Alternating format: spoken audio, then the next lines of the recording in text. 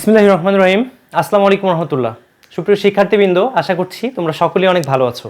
Writer পাবলিকেশনসের পক্ষ থেকে তোমাদের সকলের প্রতি শুভকামনা।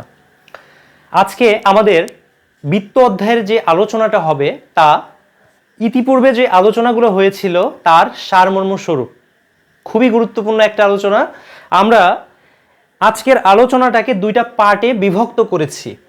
বৃত্তের সমীকরণ থেকে বৈশিষ্ট্য নির্ণয়। আমরা আজকে শুধুমাত্র এই 4টা সমীকরণ থেকে বৈশিষ্ট্য নির্ণয় করব এবং সেকেন্ড যে ভিডিওটা আসছে বৃত্তের সমীকরণ থেকে বৈশিষ্ট্য নির্ণয়ের, এইটার সেকেন্ড যে ভিডিওটা, এই ভিডিওটাতে আমরা কয়েকটা সমীকরণ নিয়ে আলোচনা করব। আমাদের এই আলোচনাটা বৃত্ত এবং অক্ষ সংক্রান্ত, অর্থাৎ প্রবলেম অ্যান্ড সলিউশন যে পার্টটা আছে, গাণিতিক সমস্যা যে পার্ট, সেটার অন্তর্ভুক্ত।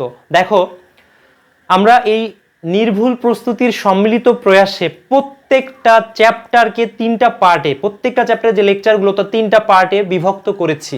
প্লেলিস্টে গেলে যে চ্যাপ্টারগুলো পাবে সেই চ্যাপ্টারগুলোতে তোমরা দেখবে 3 ধরনের কথা লেখা আছে। একটা হলো প্রবলেম এন্ড সলিউশন, ফার্স্ট আছে থিওরিম 1, থিওরিম 2, থিওরিম 3, এভাবে। এগুলো হচ্ছে বেসিক ক্লাস, যারা তোমরা এইচএসসি লেভেলে আছো, সামনে এইচএসসি পরীক্ষা বা এসএসসি পরীক্ষা তাদের জন্য। আর প্রবলেম এন্ড সলিউশন পার্টগুলো হচ্ছে ইউনিভার্সিটি ভর্তি পরীক্ষা এবং এইচএসসি পরীক্ষার অবজেক্টিভ, তারপরে অনুধাবনমূলক, উচ্চতর দক্ষতামূলক যে ব্যাপারগুলো, অর্থাৎ পুরো চ্যাপ্টারের সমস্যাগুলোকে কিছু ফোল্ডার করে ভাগ করেছি। ভাগ করার পরে এক একটা করে পার্ট হচ্ছে গাণিতিক সমস্যা, ফর্মুলা 1, ফর্মুলা 2, এরকম। এগুলো হচ্ছে প্রবলেম এন্ড সলিউশন পার্ট বা গাণিতিক সমস্যা পার্ট, পর্ব 1, পর্ব 2, পর্ব 3, এভাবে করে। আর কিছু ক্লাস পাবা যেগুলো প্রিভিয়াস সালের কোশ্চিন, এগুলো হচ্ছে কোশ্চিন ব্যাংক ক্লাস। এই ক্লাসগুলোর প্রথমে দেওয়া আছে ঢাকা বিশ্ববিদ্যালয়ে সরলরেখা, রাজশাহী বিশ্ববিদ্যালয়ে সরলরেখা, বা হচ্ছে যে জাহাঙ্গীরনগর ইউনিভার্সিটি সরলরেখা, বুয়েট সরলরেখা, এরকম। মানে সরল রেখার উপর ঢাকা ভার্সিটি যেগুলো প্রশ্ন এসেছে, সরল রেখার উপর রাজশাহী ভার্সিটি, জাহাঙ্গীরনগর যেগুলো এসেছে, ঠিক আছে? সেই কারণে এগুলো লেখা আছে কিরকম, হয় ভার্সিটির নাম দিয়ে চ্যাপ্টারের নাম, অথবা চ্যাপ্টারের নামের সাথে ভার্সিটির নাম, এভাবে করে। তো এটা হচ্ছে আমাদের কি প্রবলেম এন্ড সলিউশন পার্টের। আচ্ছা দেখো, প্রথম যে সমীকরণটা, আমরা বেশি কিছু লিখবো না, সাথে সাথেই বলে ফেলবো। এই সমীকরণগুলো দেয়া থাকলে সমীকরণ থেকে বৃত্তের পরিচিতি, অর্থাৎ একটা সমীকরণ, একটা বিষয় দেখো তো, এই যে সমীকরণটা আমরা লিখেছি যে x square plus y square plus 2gx plus 2fy plus g square is equal to 0, এটা কি বহন করে? একটা কথা মনে রাখবে তোমরা, একটা ভোটার আইডি কার্ড বা জন্ম নিবন্ধন কার্ড যেমন তোমার পুরো আইডেন্টিটিকে রিপ্রেজেন্ট করে, অ্যাজ লাইক তুমি যেহেতু বিজ্ঞানের শিক্ষার্থী, একটা সমীকরণ হচ্ছে এমন একটা গ্রাফিক্যাল প্রেজেন্টেশন। পৃথিবীতে পাওয়া যায় এমন সকল সমীকরণেরই কিন্তু একটা গ্রাফ অঙ্কন করা যায়। অর্থাৎ পৃথিবীর উল্টাভাবে যদি বলি, যে পৃথিবীর সকল গ্রাফিক্যাল প্রেজেন্টেশনকে আমরা কি সমীকরণে আবদ্ধ করতে পারি। অনেক জটিল হতে পারে, সেটা একাধিক সমীকরণের কম্বিনেশন হতে পারে, বা ছোট ছোট পার্ট আকারে যদি আমরা নেই, অবশ্যই সেটার একটা সমীকরণ থাকবে। তাই এইটা যেহেতু সমীকরণ, তার মানে কি তার একটা গ্রাফিক্যাল প্রেজেন্টেশন আছে, অর্থাৎ একটা গ্রাফের সে প্রতিনিধিত্ব করে।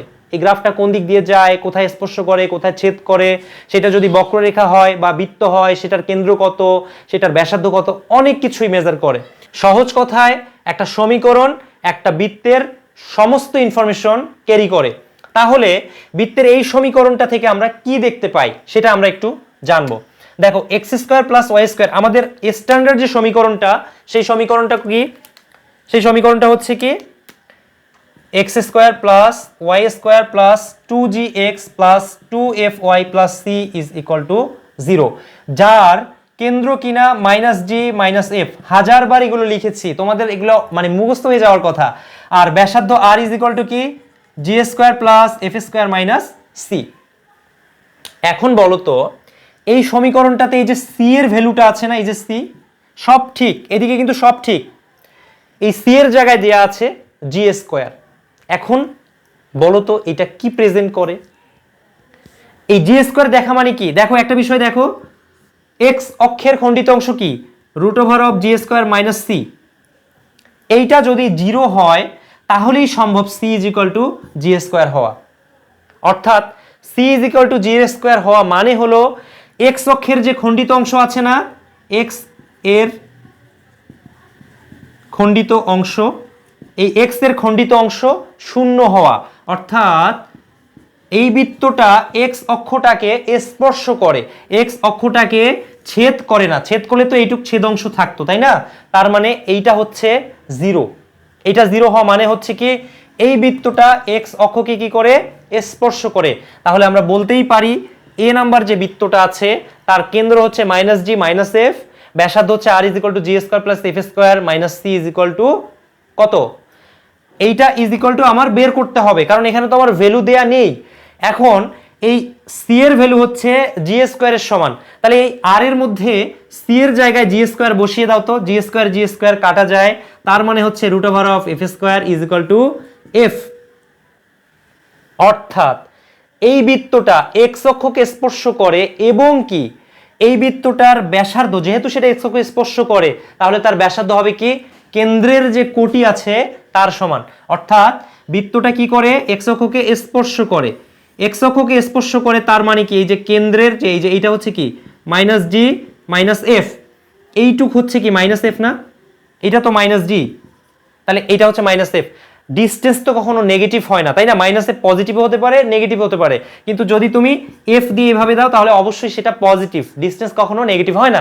তাই আমরা বলতেই পারি এই বৃত্তটা এক্স অক্ষকে স্পর্শ করে যার ব্যাসার্ধ হচ্ছে কি এফ এর সমান, অর্থাৎ কোটির সমান, কেন্দ্রের কোটির সমান। তাহলে এক নাম্বার আমার শেষ। সহজ না? এইবার তোমরা বলো তো 2 নাম্বার যে বৃত্তটা আছে সেটা থেকে আমরা কি বুঝি, কি বুঝতে পাই? দেখো 2 নাম্বার যে বৃত্তটা আছে সেখানে আমাদের এই যে জি এর ভ্যালু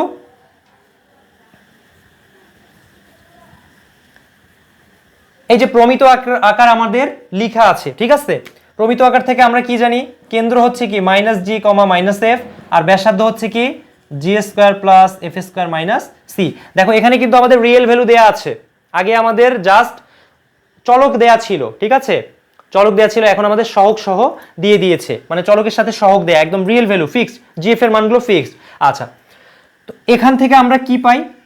এখানে কেন্দ্রটা আমাদের ফার্স্ট কাজ, রিয়েল ভ্যালু থাকলে আমাদের আগে কেন্দ্রটা বের করতে হবে। দেখো কেন্দ্রের মানটা কত,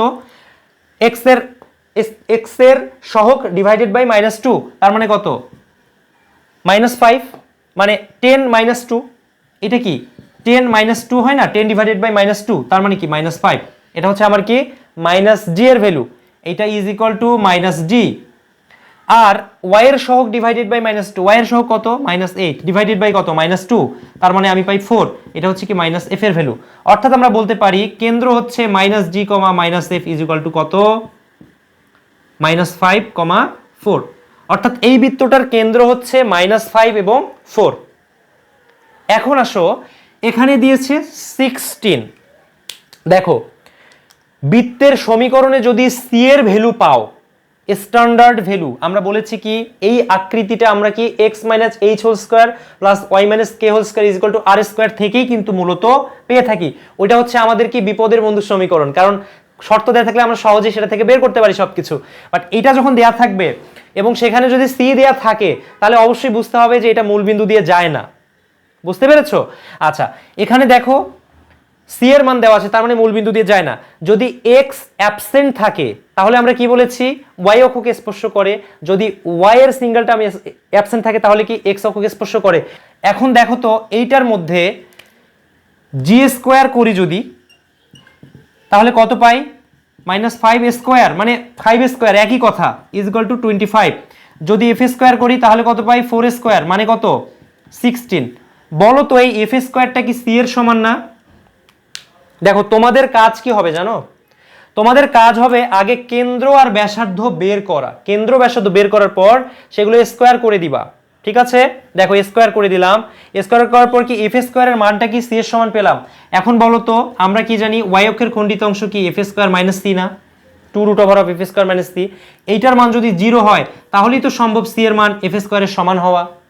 সি এর মান এফ স্কোয়ারের সমান হয় মানেই হচ্ছে সেই বৃত্তটা ওয়াই অক্ষকে স্পর্শ করে। বুঝতে পেরেছো? ওয়াই অক্ষকে স্পর্শ করে।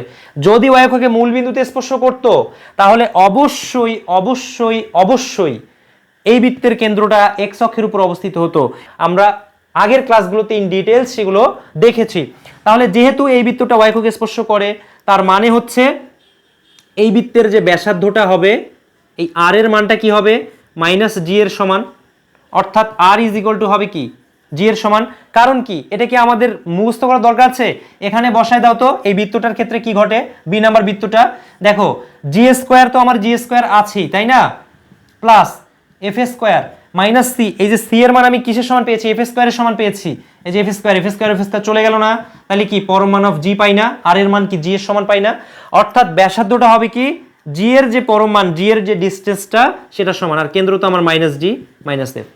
অর্থাৎ আমরা বলতেই পারি এই বৃত্তটার কেন্দ্র হচ্ছে -5 4 এবং এই বৃত্তটা ওয়াই অক্ষকে স্পর্শ করে, এবং কি বৃত্তটা যেহেতু ওয়াই অক্ষকে স্পর্শ করে তাই তার ব্যাসার্ধ হচ্ছে কত, ব্যাসার্ধ হচ্ছে 5 এর সমান। ঠিক আছে, এখন যদি বলে স্পর্শ বিন্দু কত, তাহলে -g,0 এই বিন্দুটার মান কত হবে, -50, কেন্দ্রটা কত হবে -5 4। এখন তুমি সবগুলো বের করতে পারবে না, ব্যাসার্ধ তো বের করতে পারতেছি আমরা। ব্যাসার্ধের মান কত, ব্যাসার্ধ হচ্ছে আমার 5 এর সমান, 5 এর সমান, তাহলে এই ব্যাসার্ধ হচ্ছে 5। আর কি বাকি থাকে এই বৃত্তের বলো? তাহলে আমরা এতটুকুন বুঝতে পেরেছি যে একটা সমীকরণ থেকে আমরা বৃত্তের সবকিছুই বের করতে পারি, এটা সম্ভব, বাট আমাদের মেকানিজমগুলো জাস্ট একটু জানতে হবে। ডোমেন ম্যাথ বইয়ের বারবার করে বলছি ফর্মুলা 5 ফর্মুলা 5 ফর্মুলা 5, বক্সটা ভালো মতো বুঝতে হবে। আচ্ছা এবার দেখো সি নাম্বার এবং ডি নাম্বার, চলো আমরা সি নাম্বার এবং ডি নাম্বারে কি বোঝাচ্ছে তারা এটা একটু দেখে আসি।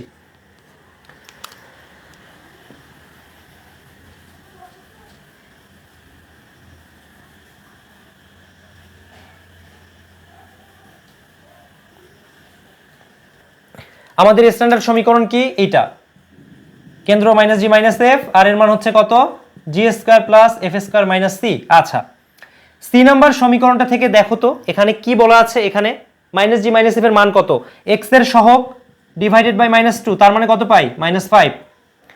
ওয়াই এর সহগ কি আছে, ওয়াই এর সহগ নেই, তার মানে 0 divided by -2 is equal to 0, মানে কিছুই তো নাই, 0 ইন্টু ওয়াই।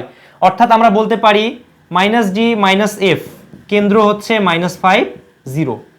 দেখো তো কেন্দ্র যদি -5 0 হয়, মানে কোটির মানটা যদি 0 হয়, তাহলে সেই বৃত্তটা কি এক্স অক্ষের উপর অবস্থিত না, মানে বৃত্তটাও এক্স অক্ষের উপর অবস্থিত, মানে কি বৃত্তের কেন্দ্রটা এক্স অক্ষের উপর অবস্থিত, অর্থাৎ -5 0 হচ্ছে এই বৃত্তটা। বৃত্তটা যদি এখানে অবস্থিত হয় তাহলে বলো তো এখানে কি বৃত্তটা কেন্দ্রটা কি এক্স অক্ষের উপর অবস্থিত। এখন এ যদি ওয়াই অক্ষকে স্পর্শ করতো তাহলে কি সি এর ভ্যালু থাকতো, সি এর ভ্যালু থাকতো না। যেহেতু এখানে সি এর ভ্যালু আছে তার মানে ওয়াই অক্ষকে স্পর্শ করা না করা এটা কোনো শর্তের মধ্যে পড়ে না। ঠিক আছে, এখন তাহলে আমরা এখান থেকে ব্যাসার্ধ যদি নির্ণয় করতে চাই তাহলে ব্যাসার্ধ কত হবে বলো তো, জি স্কয়ারের ভ্যালু কত, জি স্কয়ারের ভ্যালু হচ্ছে কত 5 স্কয়ার, তাহলে 25 প্লাস এফ এর মান কত 0 মাইনাস সি, সি এর ভ্যালু কত -1, অর্থাৎ আমরা বলতে পারি এই বৃত্তের ব্যাসার্ধ হচ্ছে √24। তাহলে এটাই হচ্ছে আমাদের ব্যাসার্ধ। আচ্ছা তাহলে কি সি নাম্বারটা আমরা বুঝলাম না, এই বৃত্তটার কেন্দ্র কোথায়, এক্স অক্ষের উপর, বৃত্তের ব্যাসার্ধ কত √24, কেন্দ্র কত -5 0, সব ব্যাপারগুলোকে আমরা বুঝতে পারতেছি না। আচ্ছা এইবার আসো ডি নাম্বার, ডি নাম্বারটাতে কি বলেছে বলো তো, ডি নাম্বারটাতে দেখো তো কেন্দ্র কত 0 ডিভাইডেড বাই -2, কারণ এক্স এর নাই, এইটা মানে আমরা বলতে পারি না 0 ইন্টু এক্স, এরকম টার্ম কি আমাদের থাকতে পারতো কিনা, প্লাস এর সাথে থাকতে পারতো, তার মানে যেহেতু এক্স নাই 0 ডিভাইডেড বাই মানে 0। আচ্ছা আর মাইনাস এফ এর মানটা কত, ওয়াই এর সহগ ডিভাইডেড বাই -2, তার মানে কত 4, অর্থাৎ -g, -f, এটার ভ্যালু আমি পেলাম কত 0,4। 0,4 পাওয়া মানে কি বলতো, এই বৃত্তটা কোথায় অবস্থিত, এই বৃত্তটা এই যে ওয়াই অক্ষের উপর অবস্থিত, এই যে এটা হচ্ছে 0,4। দেখো তো বৃত্তটা যদি সি এর মান না থাকতো তাহলে বৃত্তটা কি এক্স অক্ষকে স্পর্শ করত, যেহেতু সি এর ভ্যালু আছে তাই অবশ্যই সেটা এক্স অক্ষকে স্পর্শ করে না। আচ্ছা এক্স অক্ষকে সে খণ্ডন করতে পারে বা খণ্ডন করতে নাও পারে, সেটা আমাদের কোনো প্যারামিটার না, নির্ণয় করবো এমন কোনো প্যারামিটার না, 0,4। আচ্ছা এখন তাহলে ব্যাসার্ধটা কত হবে বলো তো, ব্যাসার্ধ আর এর মান কত হবে √g স্কয়ার, জি স্কয়ারের মান কত 0 স্কয়ার প্লাস হচ্ছে 4 স্কয়ার মাইনাস হচ্ছে কত 2 আছে না, সি এর ভ্যালু 2, তার মানে আমরা এখান থেকে পাবো 16 - 2, অর্থাৎ √14। আশা করি তোমরা খুব ভালো মতো এই ব্যাপারটা বুঝতে পেরেছো। আমরা সমীকরণ থেকে বৃত্ত নির্ণয়ের পরবর্তী ভিডিওতে বেশ কিছু ম্যাথ নিয়ে, বেশ কিছু সমীকরণ নিয়ে আলোচনা করব। দেখো, একটা সমীকরণ থেকে কিভাবে প্যারামিটার নির্ণয় করতে হয়, বৃত্তটা ভিজুয়ালাইজ করা যায়, ফিল করা যায়, বিভিন্ন কন্ডিশন থাকলে সেই কন্ডিশন থেকে কিভাবে সমীকরণ নির্ণয় করতে হয়, এই ব্যাপারগুলো কিন্তু আমরা গ্র্যাজুয়ালি একদম সবগুলো শেষ করে ফেলছি। কিভাবে সেগুলো ভিজুয়ালাইজ করা যায় সেই ব্যাপারগুলো আমরা দেখে ফেলেছি।